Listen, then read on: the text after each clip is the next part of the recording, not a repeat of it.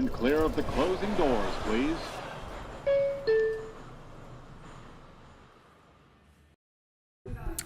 Well, that is a game that if you asked me prior to first pitch, that I would have said we as Mets fans have absolutely no business being frustrated about.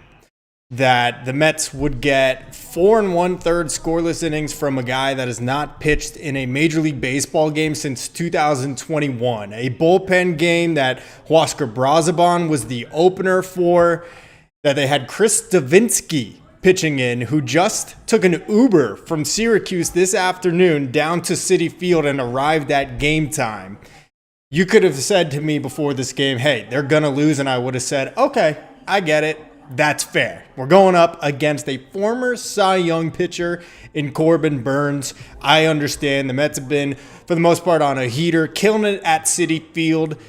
And yet, I come away from this one very, very frustrated. What's up, guys? I'm Tony Metro. Welcome to the stream. If you guys are new, be sure to subscribe. I do daily Mets content, pre-game streams, post-game recaps, and so much more in between. You could also follow me at all my other social media platforms right down here in the bio: TikTok, Instagram, and Twitter. So now that that's out of the way, it is a 4-3 loss for the Mets as they drop the middle game of this series with the Diamondbacks. And it was just one of those games that you got the blue balls in the end. That's what killed us about it. The ninth inning rally falling just short, but there was so much more that went into this one. So let's get into it. Obviously, like I said, the Mets having a bullpen game with Huascar Brazaban as the opener, and then going to Brandon Waddell, a guy that's pitched in Korea over the last 3 years, has not been in the big league since 2021. Obviously, expectations had to be tempered going into this one. They were taking on Corbin Burnes. He's not off to the best start here in his Arizona Diamondbacks career after signing that $210 million contract with him in the offseason, but he's still Corbin Burnes. So the Mets with a chance in the first inning, couple runners aboard, bases loaded in fact, and Starling Marte goes down swinging, and then Jeff McNeil grounds out to first to strand them. That was one of the most key and pivotal moments of this one. Burnes did not have good command of the zone. He was getting very frustrated with the home plate umpire and with himself. The Mets were working really solid at bats, and they come away empty. It's hard to scratch across runs against a starting pitcher of his caliber, period. But if you don't do it early, especially when you put them in that type of position in the first inning like the Mets did, it's going to be hard to get another opportunity. And for the most part, they really didn't. Corbin Burnes really settled down after that. Huascar Brazaban was great the first 2 innings of scoreless ball. He's been a just total 180 turnaround from when the Mets acquired him last year from the Marlins at the deadline. We know he had good numbers out of the bullpen for the Marlins last year, but we really didn't see it a whole lot with the Mets in 2024 before his injury. He has just been awesome. He has done everything the Mets have asked him to do. He has opened games. He has pitched in middle relief. He has given us long relief. He has closed games. So hats off to Huascar Brazaban starting this one. But the real story, of course, is Brandon Waddle. He was excellent. I mean, more than you could have ever asked for. Like I said, first MLB appearance since 2021, and he was lights out for the Mets. He ends up giving them 4 1/3 innings of scoreless ball, just 3 hits, doesn't walk any batters, and strikes out. For what an audition from this guy to keep this game 1-0. Mark Vientos, as you see here on the screen, with that solo home run in the 3rd inning, and that was really all the scoring until the 7th when Waddle was finally taken out of this game. So hats off to Waddle. What a performance from him. I mean, that takes some serious cojones to come in after not having pitched in the big leagues for a while, 30 years old. You know, he's pitching in Korea for the last several years, probably thinking he'll never get his opportunity again. The Mets come around this offseason. They sign him to a minor league deal. They have a couple injuries. They needed another starting pitcher today to keep their 6-man rotation intact, or at least keep Kodai Senga on his regular rest, and he absolutely delivered. I mean, had a nasty slider working in this one, was locating his pitches up, down, and around, changing speeds. So excellent performance from Waddle, way more than what we ever could have expected or asked for from him. So congratulations to Waddle on a tremendous performance in this one. Unfortunately, what's been happening a little bit too often lately, the Mets bullpen leaking oil as Ryan Stanek comes in the 7th inning, gets the first 2 outs, and then is the victim of the BABIP gods. A couple of soft, weird hits don't go his way. It puts runners at 2nd and 3rd, and then another little blue pit that just falls in front of the diving Jeff McNeil in left field as the 2 runs come in to give the D-backs the lead. I mean, what can you say? I mean, Stanek is still throwing gas. He's not throwing meatballs by any means. He's just not getting outs. And what Carlos Mendoza actually just said in his post-game comments, what he thinks is the biggest thing for Stanek right now, he's just having trouble putting away hitters. And that's definitely true, because in the beginning of the season and when he was at his best last year in the postseason and leading into October, he had that good put away pitch. He was able to strike batters out and get through them. But for whatever reason, it has escaped him to this point. Batters are putting up really solid at-bats against him, fouling away tough pitches, and putting the ball in play. And unfortunately, he has been the victim of it. I can't even get on Stanek that much for the way this one went down. Again, a couple of soft hits that just fall in there. And it is what it is. It's going to happen sometimes. So very frustrating. It just so happens that it's now been 3 consecutive appearances for Stanek. So if you go back to the Nationals series, he got charged with 2 blown losses and the 2 losses, a blown save. And then, of course, he will also get the loss tonight. 6 runs allowed in his last 1 1/3 innings pitched. So it's been a struggle for Stanek. And obviously, this only becomes more concerning now with the injury news around AJ Minter and Danny Young that we learned today. Welcome to the stream, guys. James Buckley, what's up, man? Why does Mendoza pull Waddle after 60 pitches, 16 batters? Yeah, I think just because Waddle is kind of fresh right back in the big leagues, this was probably a good time to take him out after 4 1/3. Keep it short, keep it positive. I mean, 4 1/3 was longer than I was expecting the Mets to get out of him, whether that was because he would perform well enough or because the Mets didn't want to push him too much in his first time back on a big league mound in 4 years. So I was actually pretty impressed by that. He went longer than I was expecting, but I hear you. I mean, he was cruising. So I'm totally in agreement with you there. I get what you're saying right there, James. Waddle just 85 pitches his last start. Yeah, so why does he take him out? And unfortunately, with no AJ Minter, it's going to be Stanek's job as that setup 7th inning, maybe 8th inning guy, unfortunately, for the time being.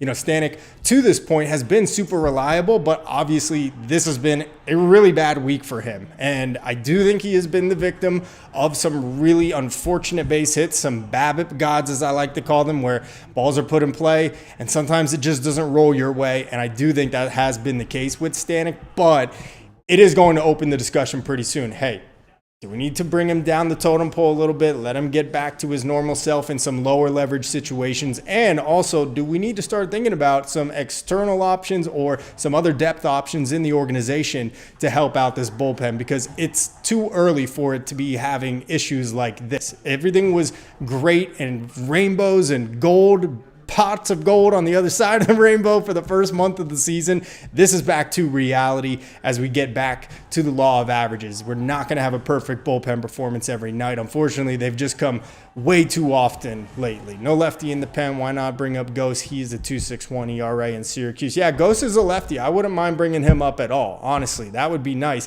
But that is actually where you're mistaken, James, because we had a lefty pitch today, and that was Chris Davinsky, and I don't know what that was all about. I'm pretty sure Davinsky is a left-hander. Let me double check this. No,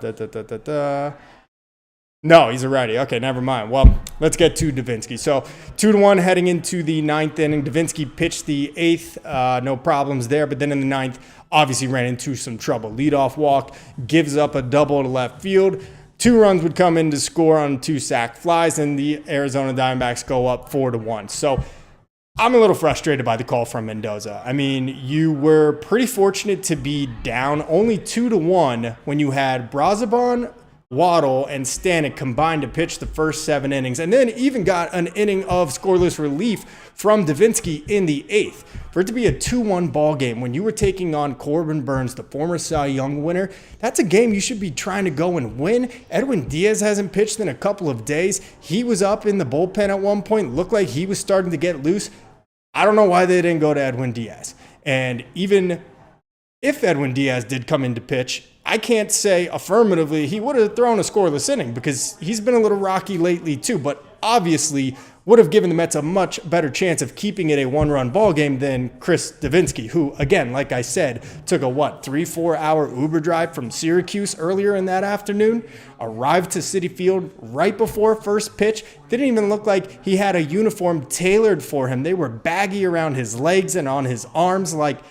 I just don't know if I would have went with Davinsky for a second inning there. Mendoza, in my opinion, was playing with fire, and the Mets get burned because even though it was 4-1, the Mets, with their rally in the 9th, leadoff home run from Tyrone Taylor to make it 4-2. Francisco Lindor walks. Juan Soto walks. Pete Alonso gets on base. The bases are juiced now. Nobody out. 4-2 game. I really didn't like that at-bat from Mark Vientos, man.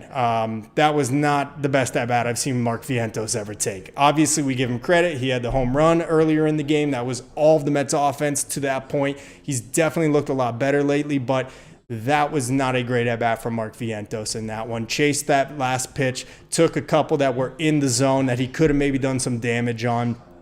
Just very surprising, especially considering the moment never looked too big for him in October last year and down the stretch in September as the Mets were making their run for that final wild card spot. So I was a little disappointed by that.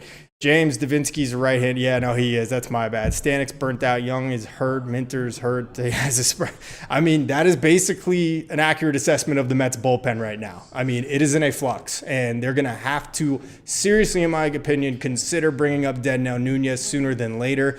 Let him work out some of those kinks up here. That's fine. I think it's got to be better than some of the other options we have right now. Although we are talking about a game, again, where we got a guy in Waddle who hasn't pitched in the big leagues in 4 years. He gave us 4 1/3 scoreless. Davinsky actually did give 1 inning of scoreless relief. It's the guys that are not going to be taken out of this bullpen, Ryan Stanek, that again came up short. But I do have faith in him. I think he's going through a little bit of a rough patch right now. The stuff is still there. So we just have to trust in Stanek because we're going to have to heavily rely upon him with no AJ Minter.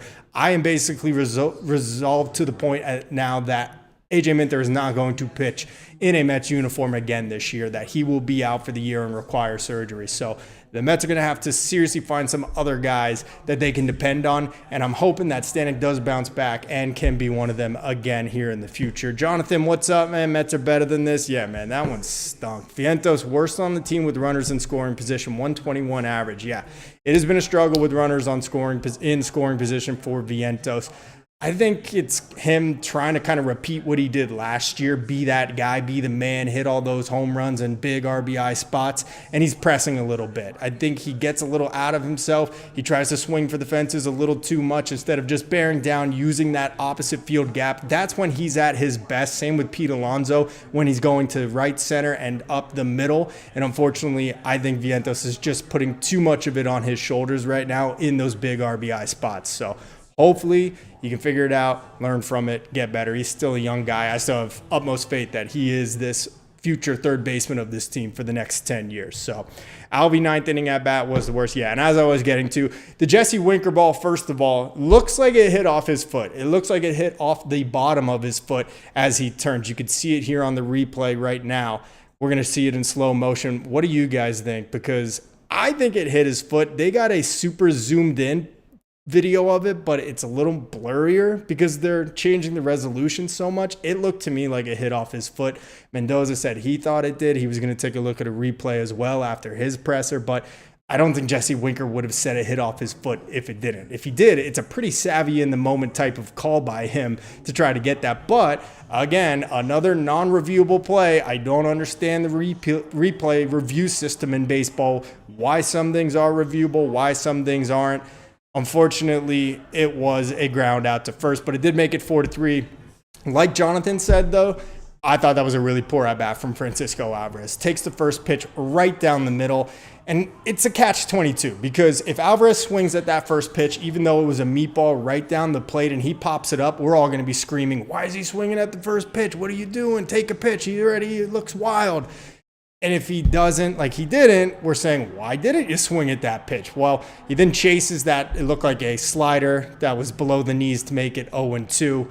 Took a pitch and then on 1-2 grounds out to Suarez at third base, ball game over. But bottom line is Mets had the bases loaded with no outs, trailing by 2 runs at that point in the 9th inning, and they can't cash in with their 4, 5, 6 hitter. So very frustrating evening, like I said at the beginning. Guys, like I've said, I know Jonathan is for sure subscribed because he's always in my streams. That's my guy right there. But be sure to subscribe to the channel. I do daily Mets content, pregame and postgame streams, and so much more in between. And leave this video a like. It doesn't cost you anything, and it does a lot to help the channel out and get more Mets fans in here. You guys can also call in to my Discord down here. We're still working on the kinks and getting them all out on that one, but I'm hoping to have that up and running. You guys can give it a test though if you just follow that link right down there, and hopefully we'll be able to make this kind of like a live interactive talk show recap and post game thing here in the future. So appreciate you guys being here, but let me know in the comment section, how do you guys feel? Because like I said, I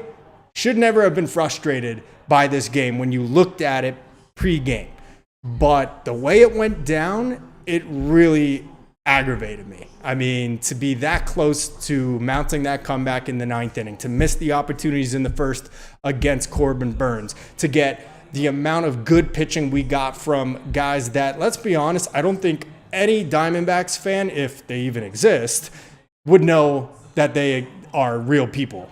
Oscar Brazovan and Brandon Waddell. I mean, I don't think many Mets fans knew who Brandon Waddell was until 24 hours ago when it was announced he was going to be the starting pitcher. And then when you hear he's not pitched in the big league since 2021, you're thinking there's no way the Mets are going to stand the chance in this one. And yet they just barely fall one hit short of tying and even then eventually winning this game. So it's a frustrating one for me. The good news is they get back out there tomorrow. Kodai Senga's on the mound. He'll be taking on, who is it for the, I always forget this dude's name. I always forget his name. Help me out, guys, in the chat. Who the Mets facing tomorrow? Who's on the mound for the D-backs tomorrow? Dude with the long hair. Zach Gallen. That's right. Former Marlin. They traded him to the D-backs. Yeah, so we got Senga on the mound. You can go out tomorrow. You can win 2 out of 3 before heading out on this road trip.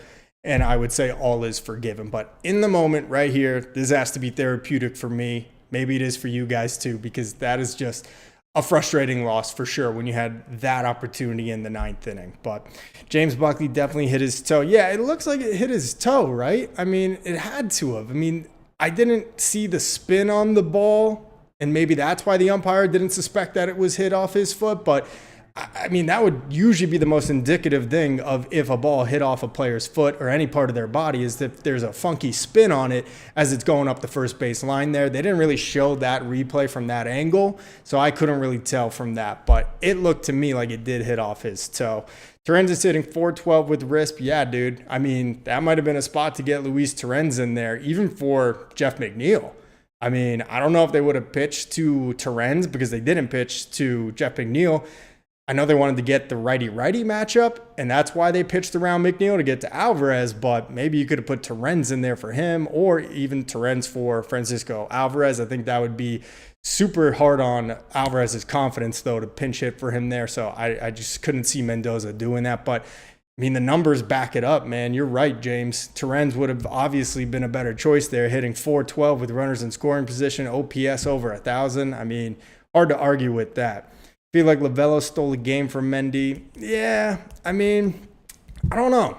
I don't feel like Mendy got outmanaged necessarily. I think there were a couple moves that he probably could have done differently, like we're talking about here with James and potentially pinch hitting Luis Torrens in one of those spots in the 9th inning.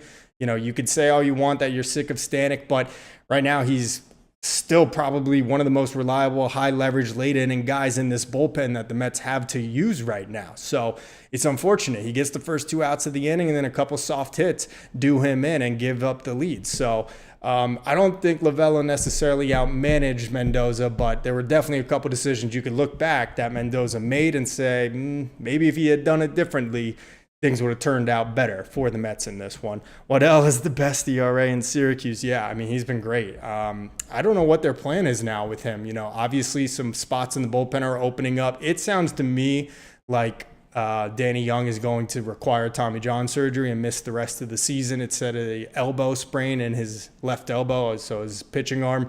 That sounds to me like he's getting Tommy John. Same for AJ Minter. I think that he would need surgery on his what is it? This thing right here. His lat. His lat is what he would need surgery on, and that also would be season ending. So maybe there's an opportunity for Waddell to carve out a position for himself in this bullpen, or as a spot starter, kind of assume that Trevor Williams kind of role from a couple years ago where he's hanging in the bullpen. He can offer you long relief. He could pitch sometimes late in the game, but also on any given day be your opener or your spot starter. But again, it's only one MLB performance from him so far, so I got to put the brakes on any of that yet. We got to see him do it a couple more times. I'm guessing he's probably going to be optioned tomorrow back to Syracuse. Now, that doesn't mean he'll never come back and pitch on the big league roster again, but he gave you 4 1/3 scoreless today. So my guess is he's not available at least tomorrow and maybe not even on Friday as well when the Mets start their series in St. Louis with the Cardinals. So just from a roster optimization standpoint and their need for relievers in the bullpen with fresh arms, I'm guessing that Waddell will get optioned back to AAA and then maybe in the next week be brought back up when he is ready to start throwing again. So that would just be my guess. But great performance from Waddell. What can you say? I mean, awesome job from him. Perdomo pinch hit was masterclass by Lovello. Yeah, I mean, that's the spot. Perdomo's a stud. He stole that all-star spot from Francisco Lindor last year, which was outright robbery. Okay, let's just say that. But that's no slight at Perdomo. He's a great player. Just Lindor was a lot better than he was last year. But putting that to the side, yeah, Perdomo's a stud. That was a nice piece of hitting. He worked a solid at-bat, fouled away a couple tough pitches off Stanek and just served it into left field. I don't know if Nimmo would have got to that ball if he was in left field, but man, sometimes I just look at Jeff McNeil's face and I'm like, God damn it. I mean, he's a solid outfielder, don't get me wrong, but I don't know. I feel like Nimmo may have had a better shot at getting to that one. Better jump. Maybe he wasn't playing as deep. That was a little surprising how deep he was playing instead of having the outfielders in a little bit more so that they could have cut down the go-ahead run from second base trying to score. But what do I know? I guess nothing, apparently. James Buckley, they need a 6th starter on May 6th. Leave Waddell up in the big leagues. Yeah, no, but I think what they'll do is put Waddell back down in the minors just for the next day or two so they can get a fresh arm that they can use out of the bullpen. And then they'll bring him back up pretty much immediately after that. He'll be that 6th starter the next turn through the rotation. This is a span of 13 games in 13 days. It began last Friday against the Nationals. So Friday, Saturday, Sunday, Monday, now today through Thursday. So yeah, I think it's going to run basically through next Wednesday is going to be the final of that 13 games and 13-day stretch. So I definitely believe we're going to see Waddell again. I just think for the next day or two, they're going to put him back down in AAA, stash him there, bring up a fresh arm, use that guy, and then bring Waddell back up for that start as the 6th starter through the rotation. Option Davinsky, bring up Ghost. Yeah, Ghost would be nice. Let me take a look at his stats actually real quick because I've been keeping an eye on him, but I don't know all the details about him. Ghost at Paramount, California. All right, I like it. Not far from where I used to live out there. So he's been around a long time. Wow, I didn't even realize that. Jeez. Center fielder and a pitcher. Huh.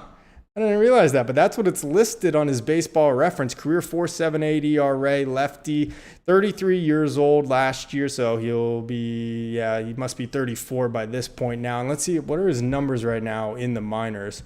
You could probably tell me there, James. That would be easier if you just told me some of his numbers while I take a look. But, I mean, look, I think pitching Davinsky for the 9th inning was a mistake by Mendoza. So, you guys were saying that you think Lovello might have masterclassed Mendoza today. That would be the one thing that I thought was kind of a mistake, was leaving Davinsky in to pitch the 9th inning, letting this one get to a 3-run game as opposed to a 1-run game. it's impossible to say, oh, well, the Mets would have tied it immediately on the Tyrone Taylor game, because you never know how things would have changed. Like, I'm a big believer in the butterfly effect. So, like, if you had let it stay a 2-1 game, Edwin Diaz pitches a 1-2-3 top of the ninth, there's no guarantee Tyrone Taylor's getting that first same pitch that he got and hit out of the ballpark. So I'm not going to say that, but I do think for his first MLB appearance here with the Mets, first since middle of 2024 when he was a member of the Tampa Bay Rays, you should have kind of counted your blessings that you got one scoreless out of Davinsky and had let Edwin Diaz get his work in for the top of the ninth. He hadn't pitched in a couple of days. If Edwin Diaz gives up a run or two, well, so be it. It happens. But Chris Davinsky, come on. I mean, that's frustrating and ultimately was the difference in this game. I place more of the blame on the hitters not getting the job done, both in the first inning with the bases loaded and just one out, and then again, of course, in the ninth inning, bases loaded, nobody out, and a 2-run ball game. Mark Vientos striking out, Jesse Winker grounding out, and then the ground out from Francisco Alvarez to end this one. Mets finished this one 0 for 10 with runners in scoring position. That was something that really plagued them in the first couple weeks of this year. They have totally gotten away from that and gotten much better at hitting in situational spots. Today it reared its ugly head, and that obviously comes back to bite them. So tough loss for me, at least. I think today was a rough one after looking back on it all. Waddell will miss 6th starter spot on May 6th if he's optioned. Well, I thought optioning, you could just bring him back up pretty much immediately. I didn't know if there was a certain time period that they have to stay down. Correct me if I'm wrong on that one, James. But I do like the idea of Ghost, 2.61 ERA. The Mets need a lefty. They don't have a lefty in their bullpen right now with A.J. Minter and now Danny Young going on the injured list. So obviously the Mets are going to have to explore that option. Dedno Nunez sounds like he might be coming back up pretty soon, but there's no guarantee of that. They say he is throwing 99. His command hasn't been great. They also said the weather elements up in Syracuse have kind of affected that, though, so it may not actually be his mechanics or his control itself. So maybe getting him back into the big leagues and on the roster would be a good move, but he's not a lefty either. So we know now with the 3-batter minimum rule, the whole idea of having a lefty specialist isn't exactly a huge thing in people's bullpens anymore, but you definitely want to have an effective lefty, even if they're not super great against left-handers. There's a lot of left-handed batters that are not as comfortable or enjoy facing lefties as much. So I think it would be great to bring up Ghosts. Okay, so it is a 15-day thing. So if they option Waddell down to the minors, he's got to spend 15 days down there before they can bring him up. Okay, see, that I did not realize, actually. So good call by James here. I was under the impression the Mets might option Waddell right back to the minors after tonight, bring up a fresh arm or two for the series finale tomorrow, maybe for the first game on Friday in St. Louis. But according to James, it is a 15-day wait before he can be brought back to the big league roster. So maybe they will keep him up. Obviously there's a couple of options with the Mets young prospects. Unfortunately, Brandon Sproat hasn't really gotten off to the best of starts up in AAA Syracuse. He has an ERA above 5 so far, so it doesn't look like he's ready. There's Jonah Tong, there's Nolan McLean, there's Tidwell as well. Tidwell. So those guys could be options, but I really don't think David Stearns is going to mess with any of their development and rush them up for an April or I guess now May start just out of need of a start. They're going to go through the organizational depth. They're going to go through all these minor league options that they signed in the offseason. Brandon Waddell was a perfect example of it today before we see the Nolan McLeans and the Jonah Tongs and the Brandon Sprouts and the Blade Tidwell. So we'll see how it goes. It's going to be really interesting here. But that is going to do it, I think, for this stream, guys. Hangeman came up for May 6th. Okay. Oh, there you go. So maybe Justin Hangeman will get the call again. If he can be called up, I mean, that might work out well. But it doesn't do anything for them in the immediate future with not having a fresh arm for tomorrow. This is my guess, is that after 4 1/3 pitching today, is that Waddell will not be available tomorrow, potentially not even available Thursday, especially because he was a member of the Syracuse starting rotation. So he's been pitching strictly as a starting pitcher. I think he's probably it's going to be asking a lot to see him pitching again here on such short notice after going nearly 5 innings today. But Tough one. The Mets are still 21-10, 11 games over 500, couple games up in the NL East. The Phillies did beat the Nationals, so we do lose a game on them in second place, but very healthy team in terms of their overall standings right now. This was a rough one for the offense, a rough one for the bullpen in the later innings, and then obviously not executing in the situational hitting there in the first and in the ninth inning. But for the most part, you can't be disappointed with where the Mets are. You just got to let this one be a wash, flush it, and move on to the next one. If you win tomorrow with Kodai Senga on the mound taking on Zach Gallen, you win 2 out of 3 against a wild card playoff contender in the Arizona Diamondbacks, and all is forgiven. At least that's how I am trying to view it. Waddell will fit for the May 6th, though. Okay, yeah, so Waddell could be that guy then. Dodgers have the same record as the Mets now. I mean, hey, the Dodgers are the Dodgers. What are you going to do? I mean, they buy everybody. They are ridiculous.